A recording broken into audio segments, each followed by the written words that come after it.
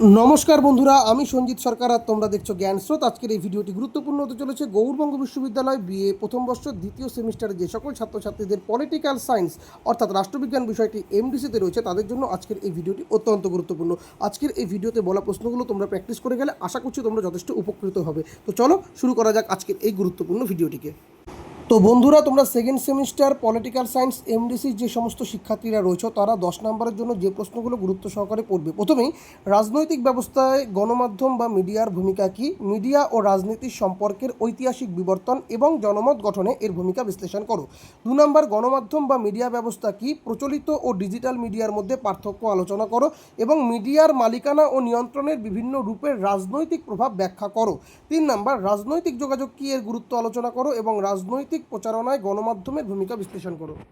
4 নম্বর প্রশ্ন, agenda setting, framing ও priming তত্ত্ব সম্পর্কে বিস্তারিত আলোচনা করো। খুবই গুরুত্বপূর্ণ প্রশ্ন এবং জনমত গবেষণা বা পরিমাপের বিভিন্ন পদ্ধতি যেরকম জরিপ, জনমত পোল বা মতামত সমীক্ষা ও ফোকাস গ্রুপ সম্পর্কে বিশদভাবে ব্যাখ্যা করো।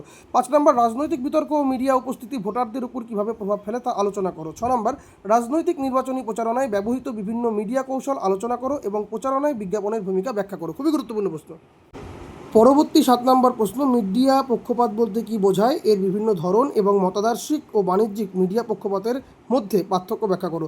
8 নম্বর, রাজনৈতিক সক্রিয়তা এবং রাজনৈতিক অংশগ্রহণের সামাজিক যোগাযোগ মাধ্যম বা সোশ্যাল মিডিয়া যেমন ফেসবুক, এক্স বা টুইটার, ইউটিউব প্রভৃতি ভূমিকা এবং গুরুত্ব তোমাদের কিন্তু আলাদা আলাদা করে পড়তে হবে। 9 নম্বর, মিডিয়া পক্ষপাত জনমত এবং রাজনৈতিক সিদ্ধান্তকে কীভাবে প্রভাবিত করে ব্যাখ্যা করো। 10 নম্বর, সংবাদ প্রতিবেদনে মিডিয়া পক্ষপাত কীভাবে চিহ্নিত করা যায় আলোচনা করো।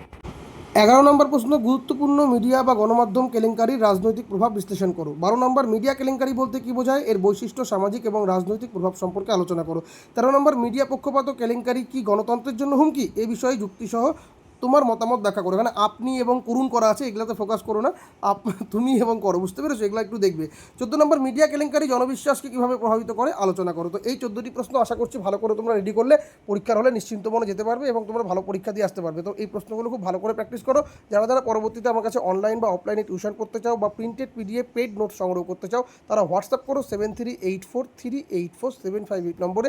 ভিডিওটি ভালো লাগলে অবশ্যই লাইক করো, কমেন্ট করে তোমরা তোমাদের মতামত জানিও, বন্ধুদের মধ্যে শেয়ার করো। চ্যানেলে প্রথম হয়ে থাকলে অবশ্যই সাবস্ক্রাইব করে পাশে দেওয়া নোটিফিকেশন বেল আইকনটি ক্লিক করে রাখো পরবর্তী আপডেট পাওয়ার জন্য। আর তোমরা যদি ভিডিওটিকে ফেসবুক বা ইনস্টাগ্রাম প্ল্যাটফর্মে দেখো তাহলে অবশ্যই পেজটিকে ফলো করে দিও। সকলে খুব ভালো থেকো, তোমাদের পরীক্ষার জন্য বেস্ট অফ লাক জানিয়ে আজকের ভিডিও এখানে শেষ করছি। ধন্যবাদ।